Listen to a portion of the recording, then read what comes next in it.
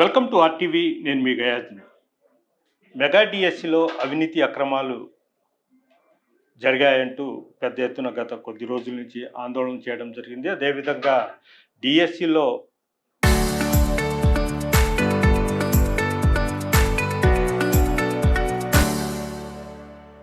అన్యాయం జరిగిన చాలామంది కోర్టును కూడా ఆశ్రయించడం జరిగింది. వాళ్ళ తరపున ఎమ్మెల్సీ పర్వతనేని చంద్రశేఖర్ రెడ్డి కూడా కోర్టును ఆశ్రయించడం జరిగింది. ప్రస్తుతము సిబిఐని చేత విచారణకు రద్దు చేస్తూ కోర్టు ఆదేశాలు జారీ చేయడం జరిగింది. ప్రస్తుతం మనతో మాట్లాడేందుకు ఎమ్మెల్సీ చంద్రశేఖర్ రెడ్డి మనతో ఉన్నారు. ఆయనతో మాట్లాడారు. సార్ నమస్తే. సార్ చెప్పండి, అంటే మీరు వేసిన కోర్టులో ఆ కేసును కోర్టు దాన్ని పక్కన పెట్టేసింది, కొట్టేసింది. దాన్ని ఎలా చూస్తారు? డిఎస్సి 2005 గురించి అందరికీ కూడా తెలిసిన విషయమే. మొట్టమొదటి సంతకంగా నారా చంద్రబాబు నాయుడు గారు ముఖ్యమంత్రి అయిన తర్వాత మొట్టమొదటి సంతకం డిఎస్సి 2025 మీద పెట్టడం. ఆ తర్వాత సుమారుగా సంవత్సరం పాటు కాలయాపన చేయడం. వారే కొన్ని ఎస్సీ బైఫర్కేషన్ గురించి కోర్టులో కేసులు వేయించడం. ఆ రిజల్ట్ వచ్చేంత వరకు కూడా డిఎస్సిని ఇంప్లిమెంట్ చేయమని చెప్పి సుమారుగా 1 సంవత్సరం దాకా కూడా పక్కన పెట్టి, ఆ తర్వాత డిఎస్సి నోటిఫికేషన్ ఇచ్చిన తర్వాత కూడా ప్రతి అంశంలో కూడా అక్రమాలు జరిగినాయి. మొట్టమొదటి నుంచి కూడా డిఎస్సి పేపర్ సెట్టింగ్ దగ్గర నుంచి సుమారుగా 17 ప్రశ్నల తప్పులు ఉన్నాయి దాంట్లో. అక్కడి నుంచి కూడా నార్మలైజేషన్ ప్రాసెస్ కానీ మొత్తం ప్రతి ఒక్క దాంట్లో కూడా తప్పులు జరుగుతూ ఉన్నాయని వైఎస్ఆర్సీపీ మొదటి నుంచి కూడా గొంతుకు వినిపిస్తూనే ఉండడం జరిగింది. అదేవిధంగా మొత్తం ప్రక్రియ అంతా పూర్తయిన తర్వాత ఏదైతే ఈ సెలక్షన్ ప్రాసెస్ జరిగిందో ఆ సెలక్షన్ ప్రాసెస్లో కూడా అనేకమైనటువంటి తప్పిదాలు, ఘోరాలు జరగడం కూడా జరిగినాయి. దీనికి సంబంధించి అన్ని ఎవిడెన్సెస్ను కూడా ఇవ్వడం కూడా జరిగింది. దీనికి సంబంధించి అనేకమైనటువంటి అభ్యర్థులు కూడా కోర్టును ఆశ్రయించడం కూడా జరిగింది. సుమారుగా 3,30,000 మంది రాసినటువంటి ఈ పరీక్షని ఒక ట్రాన్స్పరెన్సీ లేకుండా కేవలం మీకు అనుకూలమైనటువంటి కొన్ని కోచింగ్ సెంటర్లకు లబ్ధి కలిగేలాగా, అలానే మీకు సంబంధించినటువంటి కొంతమంది వ్యక్తులకి టీచర్ పోస్టులు కట్టబెట్టాలన్న ఆలోచనతో కేవలం పసుపు కండువాలు వేసుకొని మీ పాదయాత్రలో, మీ యువగలం పాదయాత్రలో పార్టిసిపేట్ చేసిన వాళ్ళకు కూడా టీచర్ పోస్టులు కట్టపెట్టాలన్న ఆలోచనతో మీరు తీసుకొచ్చినటువంటి అక్రమ జీవోలు కానీ, ఆ అక్రమ జీవోల ద్వారా నియామకాలు జరిపినటువంటి తీరు కానీ, తద్వారా 1:1 రేషియోలో కూడా సర్టిఫికేట్ వెరిఫికేషన్ కోసం పిలువబడి అనేకమైనటువంటి అభ్యర్థులు పక్కన పెట్టడం కూడా మీరు చేయడం జరిగింది. దీనికి అనేకమైనటువంటి అక్రమాలు మీరు చేస్తున్నారు. ఎక్కడ కూడా ట్రాన్స్పరెన్సీ లేదు. ఇప్పుడు మనకు అనేకమైనటువంటి టెస్టులు జరుగుతూ ఉన్నాయి, కాంపిటేటివ్ ఎగ్జామ్స్ జరుగుతూ ఉన్నాయి, ఏపీపీఎస్సీ కానీ, సివిల్స్ కానీ, ఇట్లా ఎక్కడా లేనటువంటి పద్ధతుల్ని మీరు ఇక్కడ అమలు చేయడం, తద్వారా ఈరోజు అనేకమైనటువంటి విద్యార్థులు రోడ్డు మీద పడడం కూడా జరిగింది. వారి తరపున కోర్టులో సిబిఐ ఎంక్వైరీ చేయమని చెప్పి కూడా మేము అడగడం జరిగింది. అయితే నేను ఇక్కడ ఈ పరంగా నేను లోకేష్ గారికి కానీ, అలానే కూటమి ప్రభుత్వంలో ఉన్నటువంటి నాయకులను కూడా నేను ఒకటి ప్రశ్నించదలుచుకున్నాను. మీరు ఎందుకు సిబిఐ ఎంక్వైరీకి ఎందుకు భయపడతా ఉన్నారు? అనేకమైనటువంటి సందర్భాల్లో గతంలో రాజశేఖర రెడ్డి గారు కానీ, జగన్మోహన్ రెడ్డి గారు కానీ ఏదైనా ఒక ఆరోపణలు వాళ్ళ మీద వచ్చినప్పుడు అక్కడ మొట్టమొదటిగా కూడా మనము బొత్స సత్యనారాయణ గారి విషయంలో కూడా వోక్స్ వ్యాగన్ కార్స్కి సంబంధించి రాగానే వెంటనే ఆయన, అలానే పరిటాల రవి గారి ఇష్యూ కానీ గవర్నమెంట్ స్వచ్ఛందంగా వారు సిబిఐ ఎంక్వైరీకి అవకాశం ఇవ్వడం కూడా జరిగింది. ఇటీవల కాలంలో జగన్మోహన్ రెడ్డి గారి టైంలో కూడా కాకాని గోవర్ధన్ రెడ్డి గారి మీద కోర్టులో ఉన్నటువంటి కేసుకు సంబంధించినటువంటి పత్రాలు మాయమైనాయని చెప్పి మాట్లాడినప్పుడు కూడా సిబిఐ ఎంక్వైరీని కాల్ఫర్ చేయడం జరిగింది. ఇట్లా స్వచ్ఛందంగా సిబిఐ ఎంక్వైరీని కాల్ఫర్ చేసినటువంటి చరిత్ర జగన్మోహన్ రెడ్డి గారిది, రాజశేఖర రెడ్డి గారిది. మరి ఇప్పుడు ఇంత పెద్ద ఆరోపణ, ఇంత పెద్ద కుంభకోణం జరిగిందని సాక్షాత్ మేమంతా కూడా పేపర్స్ కూడా సబ్మిట్ చేసిన తర్వాత మీరు సిబిఐ ఎంక్వైరీని అడ్డుకోవడానికి ఎందుకు ప్రయత్నిస్తున్నారు?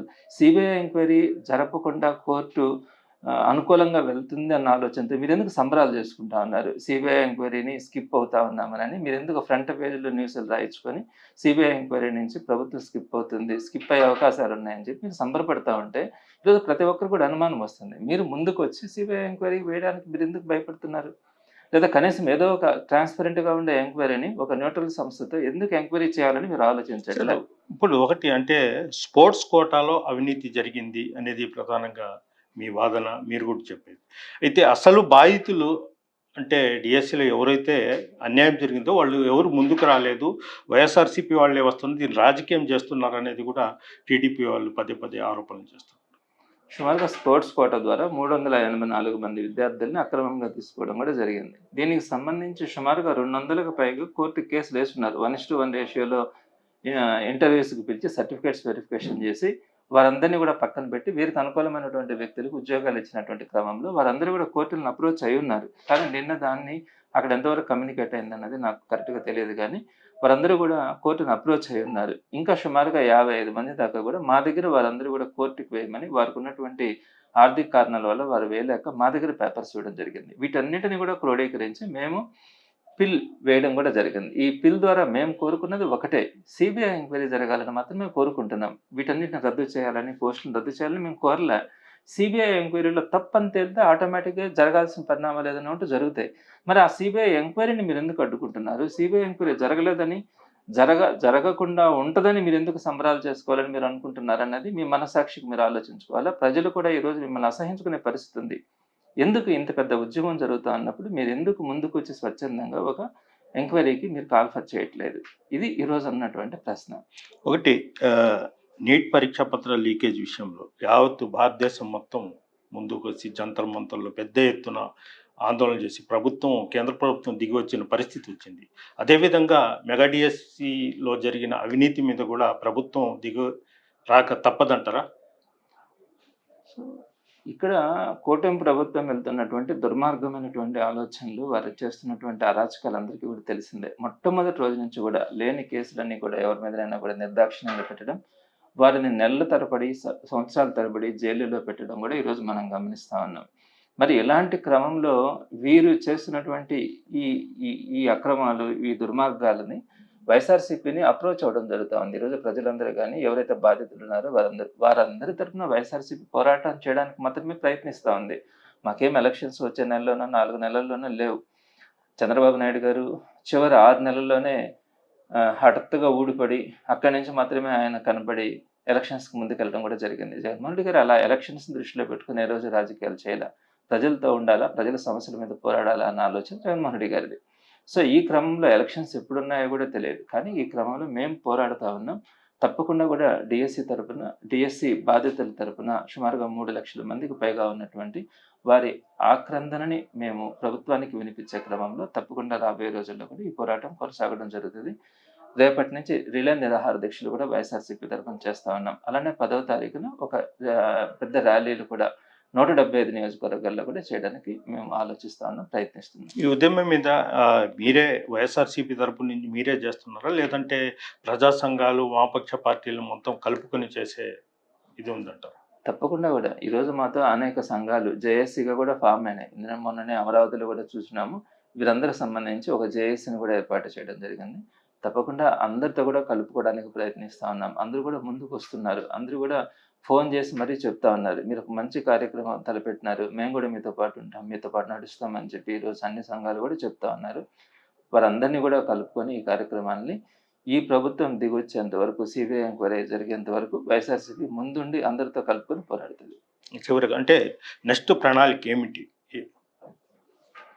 ప్రస్తుతానికి ఒక 5 రోజుల పాటు ప్రణాళికని సిద్ధం చేసుకోవడం కూడా జరిగింది. 6, 7, 8, 9 ఈ 4 రోజుల్లో 175 నియోజకవర్గాలలో 6, 7, 8, 9 ఓకే. ఈ 4 రోజుల పాటు రిలే నిరాహార దీక్షలు చేయాలన్న ఆలోచన.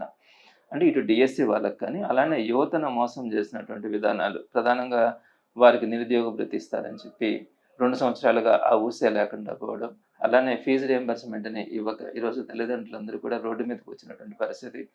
దాంతోపాటు డిఎస్సిలో సుమారుగా ఇబ్బంది పడినటువంటి సుమారుగా 3 లక్షల మంది తరపున కానీ, వీరందరి తరపున ఈ 4 రోజులు రిలే నిరాహార దీక్షలు చేయడం కానీ అన్ని 175 నియోజకవర్గాల్లో జరుగుతాయి.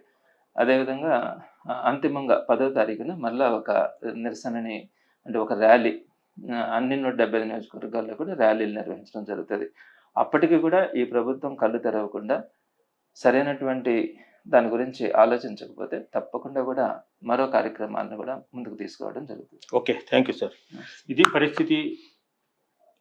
మెగా డిఎస్సిలో జరిగిన అవినీతిపై సమగ్ర విచారణ జరిపించాలి, న్యాయం జరిగినంత వరకు పోరాటం చేస్తాం. అదేవిధంగా ఈ నెల 6, 7, 8, 9 తేదీ రాష్ట్ర వ్యాప్తంగా 175 నియోజకవర్గాల్లో దీక్షలు చేపట్టడం జరుగుతుంది. అదేవిధంగా 10వ తేదీ పెద్ద ఎత్తున నిరసన కార్యక్రమాలు కూడా ఉంటాయని కూడా ఎమ్మెల్సీ చంద్రశేఖర్ రెడ్డి చెప్తున్నారు. వీడియో అల్తాఫ్తో గయాజ్ RTV నెల్లూరు.